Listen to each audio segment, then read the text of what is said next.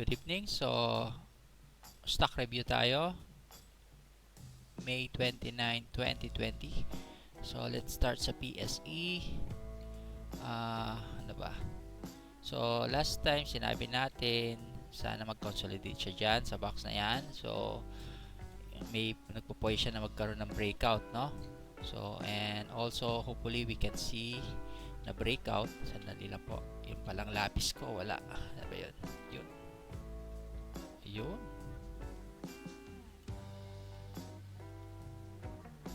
Okay. Dito ko na lang lagay.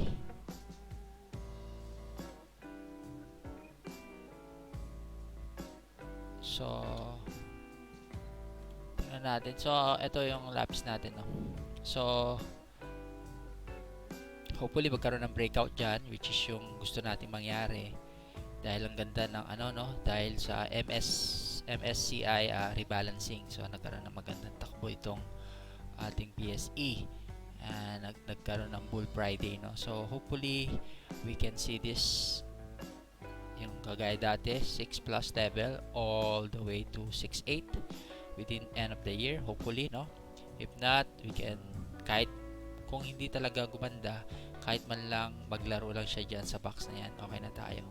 So, but if ever mag-close siya ng year-end ng 6 plus level, which is better, di ba? Sana makarecover na dahil mag-o-open na yung mga business. So, sa Metro Manila, magkakaroon na ng, ECQ ba tawag doon? O GCQ. So, yun. So, hopefully, magtuloy-tuloy na yan. Gumanda yung market natin. So, I believe today is around 80 billion. If I'm not mistaken. Let's see. Tingnan natin. 80 billion ba? O nga, 20 billion tong sa PSC pala. Sorry. Sandali lang po may posisyon kasi ako sa Forex. So, nako, negative na ako doon. Anyways, nabiview ko kasi sa peripheral ko sa second monitor. So anyway, maganda siguro close ko muna to para hindi ako nadidistract, no? Close ko lang po muna yung port natin sa Forex para hindi ako nadidistract. Okay, good. Let's continue. So let's start with dito. So as mentioned also, so naglaro siya sa within the box natin. Ito, which is good. So hopefully it will break. So pagka nagkaroon ng malaking breakout dyan, so we might see a resistance sa 242. Then if magkaroon ng breakout dito, we might see 274 and 287. So anong maganda kay dito ngayon? Maganda sana sa kanya yung breakout nga, kagaya ng expect natin. Usually magkakaroon ng resistance dyan, babalik, tapos dito, tapos gusto natin dyan siya magpahinga sa 242 level before it hit this 274 para medyo malakas yung galaw.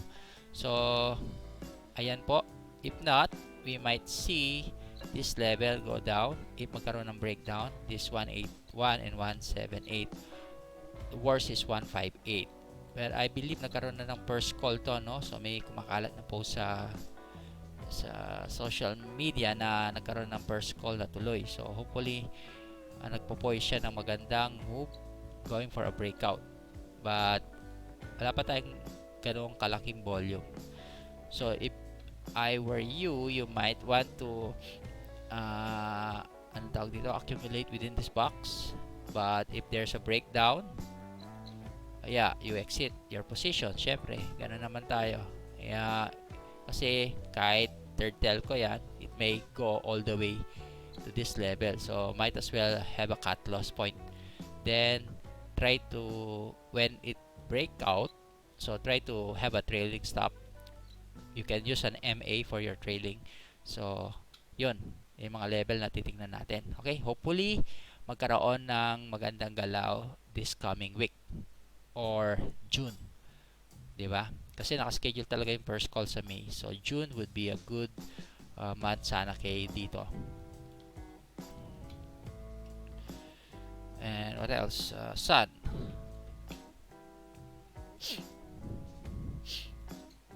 Okay, Sun is as last time also, itong level na to ang gusto nating i-break niya pero hindi nangyayari, no? So nasa baba pa rin siya. Currently nandito siya sa level na yan. So for me, kung same, so I want to have a breakout here, tapos dito siya magpahinga, tapos dito ko siya ibabato, which is equivalent to at least 15%. So save natin yan para sa next review natin. So yun po. So personally, gusto natin kay Sun is magkaroon ng breakout. So ngayon, kung kumuha kayo dito, pero ako kasi ayoko ng mga ganyang setup, so ibabato nyo yan dito sa 124. So meron kayong yung mga kumuha, may mga at least 18%, which is quite good gain. Pero for me, I rather go on the safe side, di ba? Kesa sa sumubal ako sa mga ganitong galaw. Or if you want, you can wait for a trend break. Kaso matagal-tagal to. Yan. So, tignan nyo yung trend break na yan. Same goes.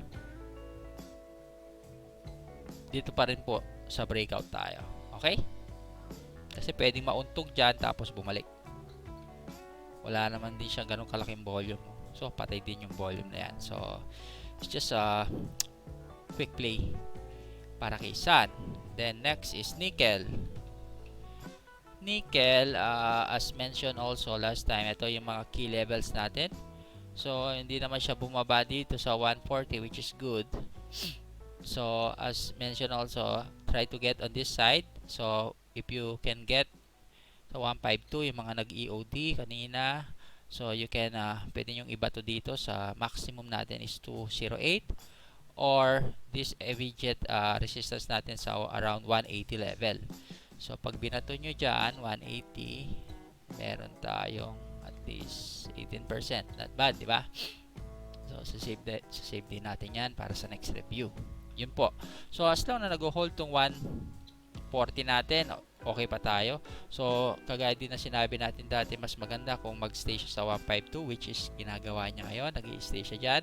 So hopefully magkaroon muna ng bounce na maliit, tapos bago magkaroon ng magandang move para may buwelo, kumbaga. Kasi pag walang buwelo yan, ilang araw lang tapos babaksak ulit. Kaya kailangan natin na may buwelo. Okay? Next is LTG. Okay, LTG, as also last time, ito yung major resistance natin, 872. We are at least 9% away from the major resistance, which is ang ganda ng galaw ni LTG, no? Gusto ko tong breakout na to, itong trend na break na yan. Gusto ko yan. So nagsinasalo siya ng MA, which is good. So anong titingnan natin kay LTG? For me now, so ang tawag dito, dapat magkaroon ng breakout dyan sa box na yan para maganda yung galaw. If not, so pwede siya bumalik dito, pabalik dito. So anything breakdown dyan sa box na yan, you exit all your position. Pero currently nagsa-sideways siya, which is good. Friday naman ngayon, so okay lang yung week na yan sa taas. So nagkaroon ng selling. So I think lang na babalik dyan sa within the week, tapos sa side, tapos breakout. So hopefully mangyari yon. So ito yung titignan yung pwede nyo i-TP ito, 862 level. Okay? LTG, BLL. So na po, gabi na pala. Inom lang tayo. Ito.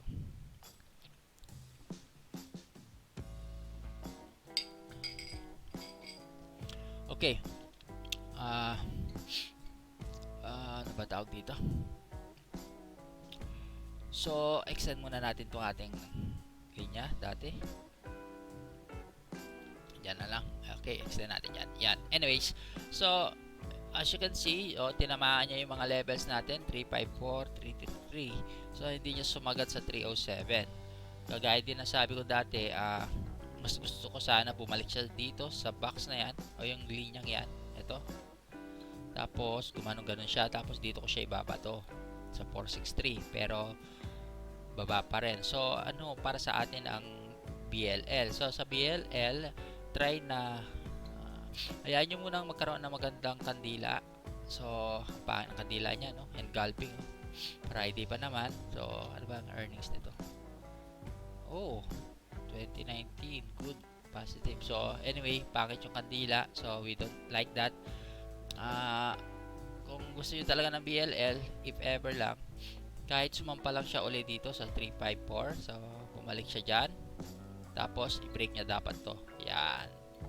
So that would be at least how many?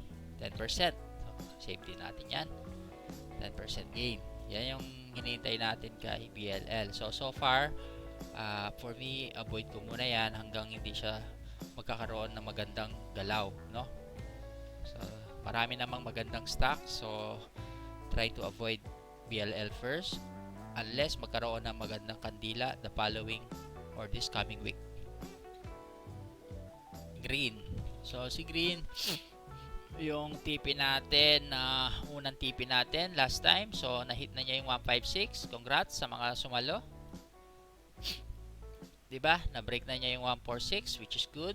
So ang next na titignan yung TP nyo is 182, which is equivalent to 31%. So congrats. So ano nakikita natin sa galaw ni Green? Hope ang gusto natin ngayon kay Green is magstay muna siya sa 156 na yan. Maglaro-laro siya dyan before it breaks. Kahit mga 1 to 2 weeks lang. Parang ganito. Yan. Parang yan. Yan. Yung galaw na ganyan. Bago siya mag-break dito. Para may lakas. May buwelo. Tingnan nyo. Dahil ang ganda ng accumulation niya dito, no? Nagsaside. So may buwelo siya nung umangat. So which is good. So congrats ulit sa mga kumita. So now we are looking at 182 level for our next TP. So congrats po sa inyo. So if ever naman bumalik sa baba, pwede kayong sumalo dito sa 146. Yan. Basta yung 146 ngayon ang ating immediate support or key levels na gusto nating mag-hold kay Green. So ayaw na natin siya bumalik dyan. Kasi pag nag-breakdown sa 146, malamang baka bumalik sa 121 uli yan. Okay? So congrats po. That is ilang percent to?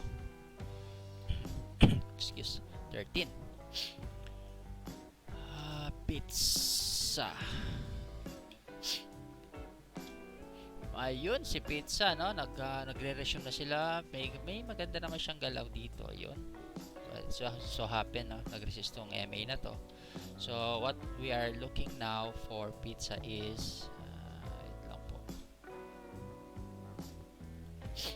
Ayan, ito yung gusto nating i-break ni Pizza. So hopefully magkaroon ng breakout dyan. So pag nagkaroon ng breakout dyan, we might see a good 16%. What do I mean by that is karoon ng breakout, tapos side bato. Yan ang gusto natin mangyari kay Pizza. Pwede rin naman kayong kumuha dyan, so as long nag-hold yan, pero ibabato nyo naman siya dito, kunwari dyan. So meron ka na lang at least 7% upside, tapos downside mo malaki. So kaya gusto natin dito tayo kumuha, no? Kita nyo po yan. Or kuha ka dyan, cut loss ka dito. Yun, 6%. So 6% cut loss, 7% potential gain. So pangit po yung risk reward natin. So ayaw natin ng ganyan. Okay? So kuha lang tayo dito above the box. Above the box. Ito po, itong major key levels. Tapos ibabato nyo dito sa 735. So you can potential gain nyo is 16%. Okay? MBT, as mentioned also, gusto natin to dati pa, pero ito yung mga level. So ito yung mga tawag dito, ginamit natin last time. So kung yung nakakuha dito sa 32 levels na yan, babato nyo dito yan. So 23% na kayo. Ngayon, kung nagmamadali kayo sa gain, kung dito kayo kumuha, meron na kayong 10%, ibato nyo sa 37. Pero dahil MBT naman to at maganda, I rather throw it sa 42 level. Ayan, sinabi natin dati yan. So pag nagkaroon ng breakout dito sa 42 level na yan, say gumayan yun, next nyo naman dito. But if you are conservative, as I mentioned also last time, sa 42 na kayo kukuha, ibebenta nyo sa 51. So meron kayong 22%. Okay? Sa mga long term, pwede yan, paunti-unti lang po ang kuha. Okay?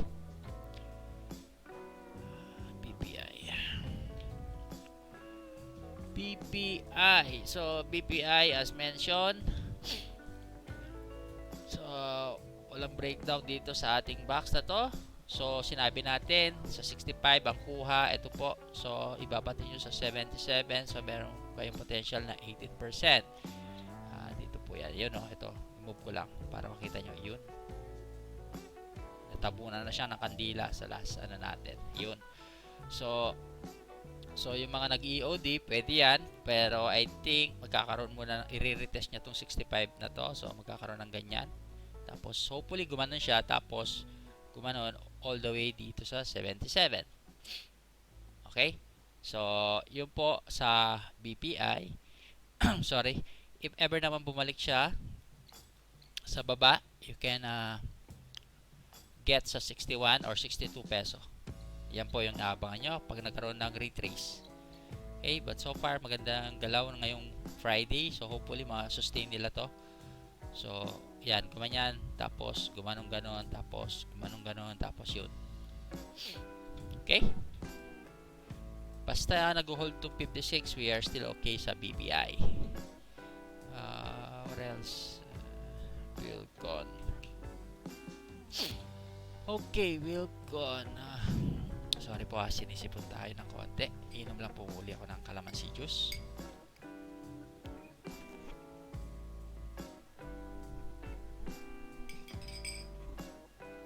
Okay. Wilcon, so dati, ito yung 15.05. Ito yung key levels na gusto natin. So, binrake niya. So, maganda. So, dito siya ngayon nagsaside. So, dapat mag-hold to 15 peso na yan. All the way dito. Pwede pa tayo yan. Pag nagkaroon ng breakdown dyan, exit all your position na. Now, if ever magkaroon ng bounce, pwede kayo, bibili lang kayo. Small portion lang, paunti-unti lang. Okay? Kasi baka mag-breakdown tuluyan yan. So, kaya paunti-unti ang bili. Now, if ever mag-stay to, gawin niyang support to, matigas. So, pwede niyong iba to ngayon dito yan, which is equivalent to 13%. So, safety natin yan for our next review. Okay po. Yan ang titignan natin yung Wilcon. Now, si Now naman, excuse. Bumagal yung internet. Oh, ayaw niya kay Now, sir, ma'am. Oh, laktawan muna natin si Now. GFC muna tayo. Oh, bumagal din si internet. Now. Oh, may problema si Investa. Hindi ko po sure, no? Ano nangyari? Refresh natin. Refresh. Nako, may problema yata itong Investa natin. So, hanap tayo ng ibang chart. Kiss chart.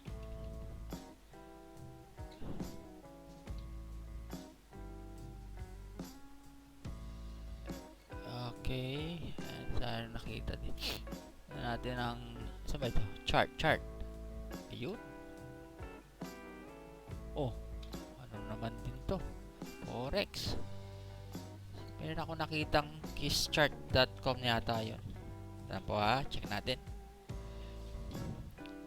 Ayun, so meron na tayong kischart. Kasi hindi natin masisave, no? May support and resistance na rin sila. Good. So, pero hindi natin inoon yung mga support and resistance na yan. Okay, ayan, off natin. Okay, let's go back. Naku, paano pa to? Masasave ba to? Okay, dito muna tayo. Bumalik na ba si Now? Ayun, bumalik na si Now. Okay, wala pa rin, sir, ma'am. Punta dito na tayo. Sige. Okay, ano ba makikita natin kay now? So, last time, if I remember it correctly, 52-week low, meron pa siya, oh. Ayan. Ano po save tayo dyan, mag-save tayo.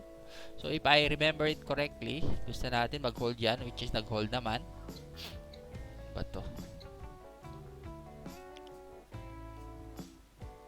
Ano po set natin itong maayos. Okay. Palitan natin ang kulay ito. Ano po, ayusin ko lang. 3, tapos 3. Yun, pwede na to. Yun. Kasi save ba to? Yun, pwedeng i-save. Stock review.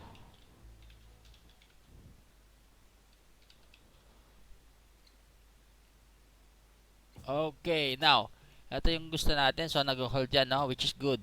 Maganda po yung pinapakita ni now. So, save din natin yan. Now, nagkaroon ng breakout dyan. So, anong gusto natin kay now? Gusto natin kay now ngayon is, pwede kayong kumuha dyan, pero ibabato nyo dito.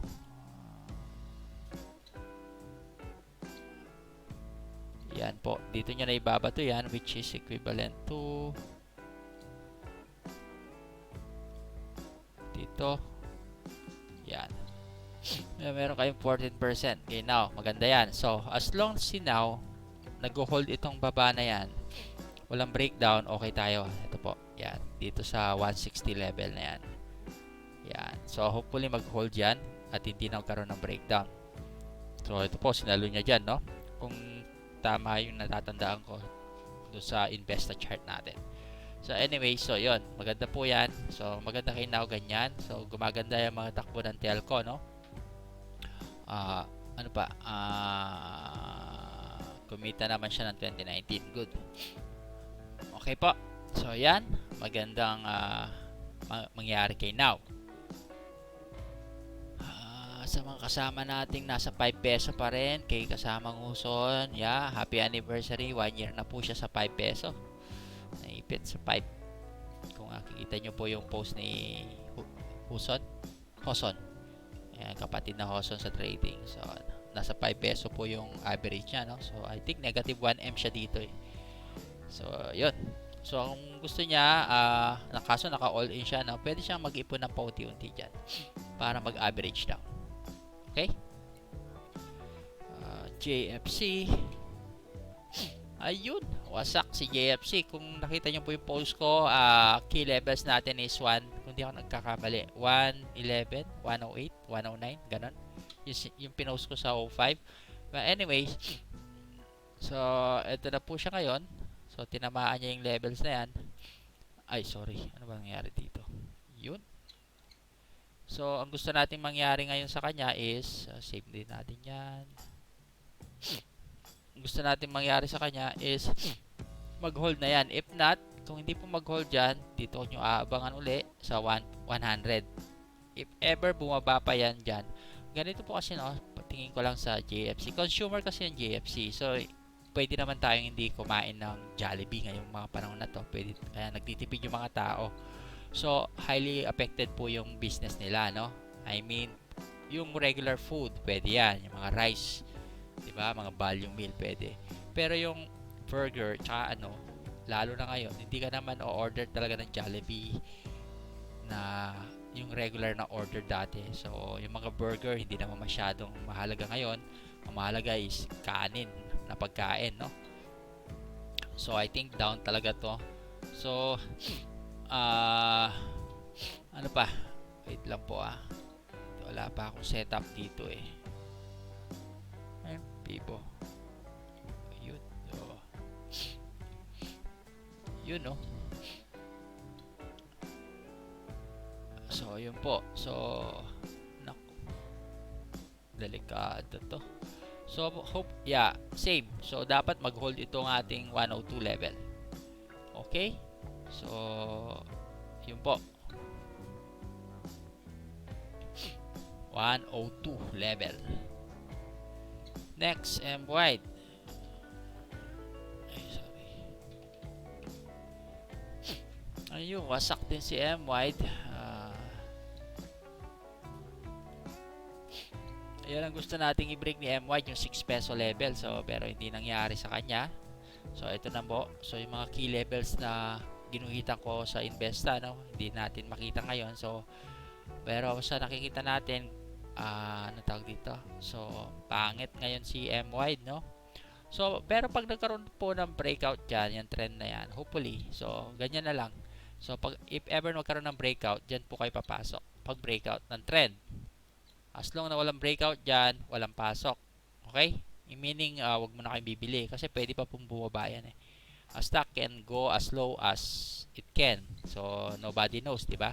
So, might as well maging safe po tayo. Pero kapag namang nag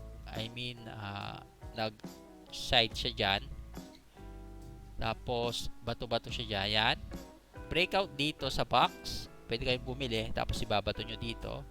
That is around 14%. Not bad. Yan.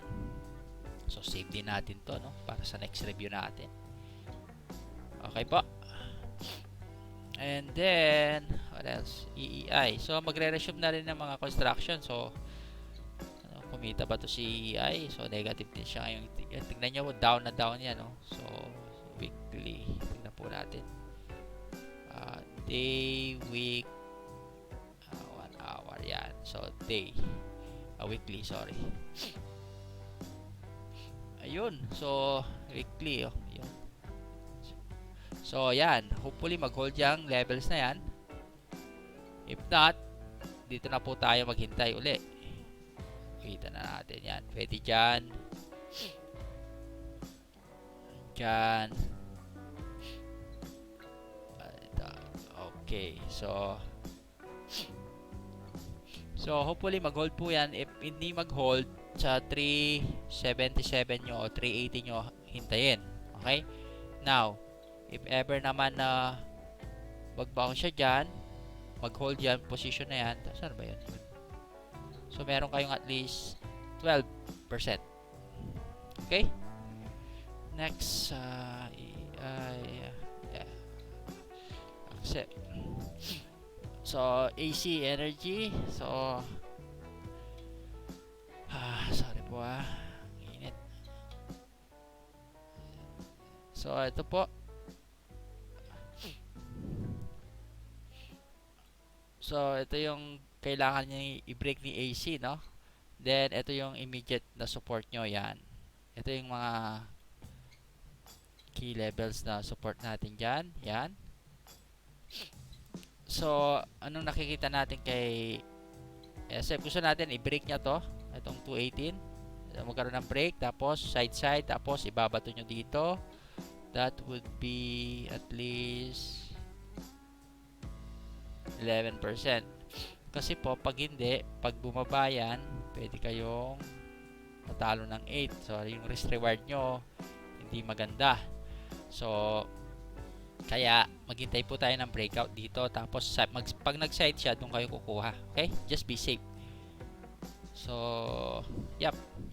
Yun po ang nakikita natin kay ASEP. So, ito po yan. Yan.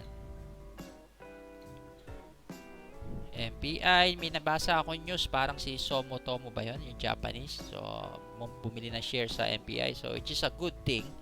Kaya po, maganda rin yung takbo niya ngayon. So, ito po yung nakikita natin resistance. Dapat magkaroon ng breakout dyan. If ever magkaroon ng breakout dyan, dito po tayo kukuha. At dito, yan. So, pag nagkaroon ng breakout dyan, we might see a gain of 10 and 18%. Kaya ayaw naman natin kumuha dyan dahil pag dito kayo at nauntog yan, pwede kayong bumalik dito. 12%. Kaya sa breakout po tayo, maganda sana gusto natin kay MPI. Kasi medyo resistance tong level na to eh. Yan.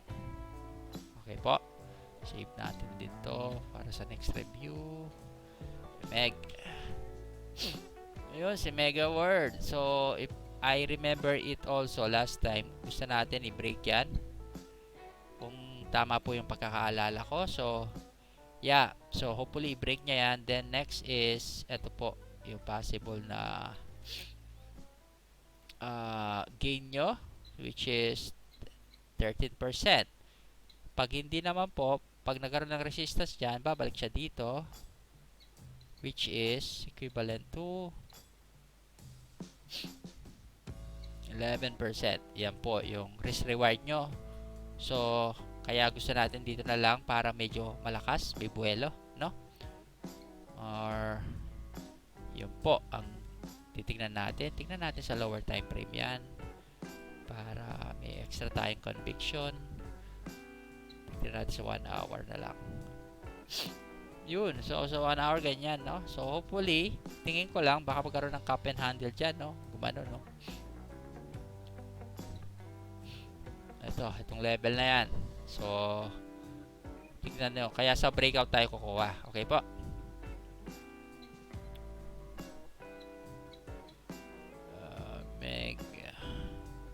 BDO.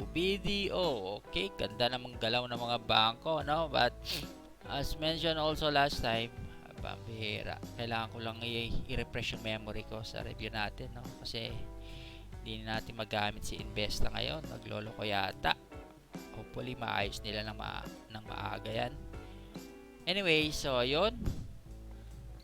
So good si Investa, si BDO ngayon. So hopefully magstay siya sa taas. Pero diskumpiyado ako pag ganyang kandila sa mga blues eh. Kasi tingnan nyo to. Even ang gaganda ng kandila dito. The following day pumupula yan, oh. Yan. Kita nyo po yung mga yan. So doesn't mean na maganda siya ngayon is tutuloy siya the following day or week. So kaya mas gusto natin is magpahinga muna siya dyan para may buwelo, para legit. Tapos ibabato nyo dito, which is that is around, ayan ba to, 29%. Yan, then nyo ibabato. Kuwitan na natin yan for our next review. Tapos save natin. Ayun. Okay po. URC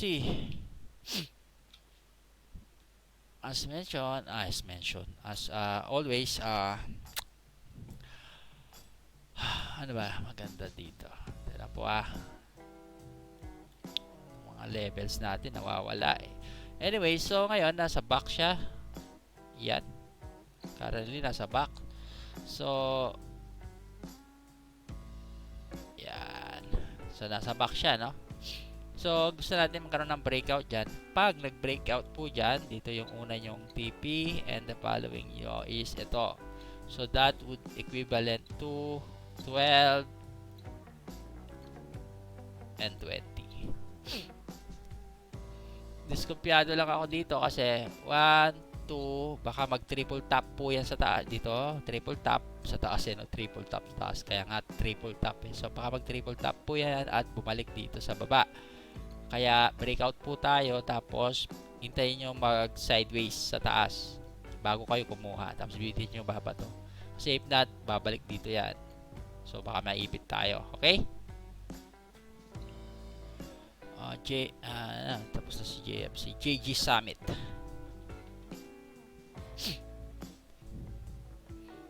Currently si JG nagsaside lang. So ito yung gusto kong i-break ni JGS. So yan. Hopefully i-break ni JG Summit yan, no?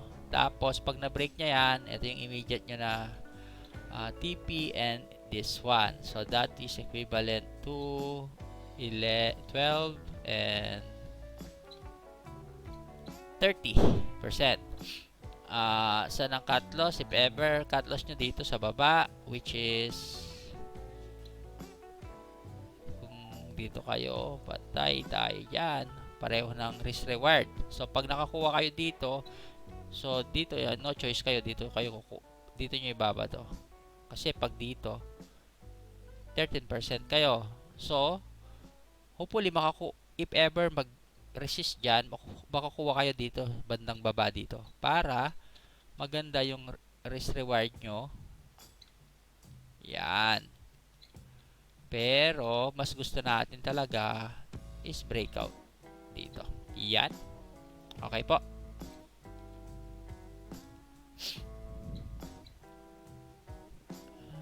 Parang tapos na to si SecB. Hindi pa ba? SecB. Security Bank. So, ito po yung key levels na gusto nating i-break niya. So, wala. So, hopefully tingnan natin yung weekly niyan. Wait ako lang po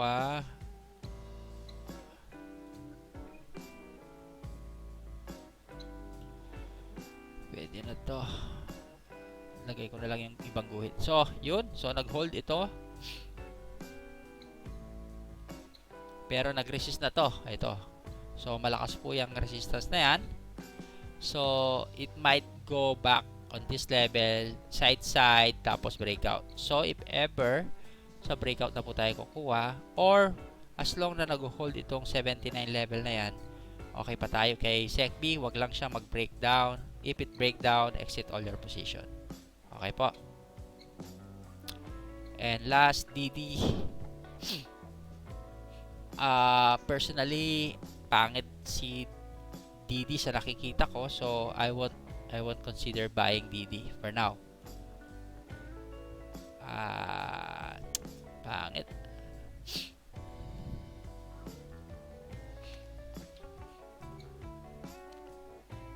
Pangit.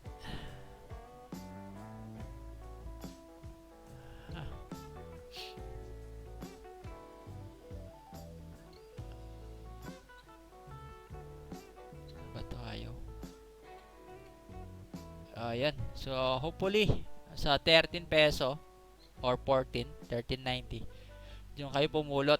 Hintayin nyo na lang po dito yan. Yan. Pero, personally, I don't like the chart of DD now. Sa ngayon, ay hindi ko siya gusto. Malay natin, gumanda siya in the coming weeks or days. Pero for now, avoid DD muna. Kasi baka hindi po mag-hold ito oh. Ayan. Pag nagkaroon ng breakdown dyan, kuha kayo sa 13.90 or 14 peso. Doon na lang po kayo mag-abang para medyo maganda yung risk reward nyo. Okay? Kasi pag nakakuha kayo dyan, dito nyo pag nakakuha kayo doon, dito nyo ibabato. Yun. Okay, 15%. Okay po. So, maraming salamat sa inyong pakikinig at suporta sa page and sa ating YouTube channel. Magandang gabi po.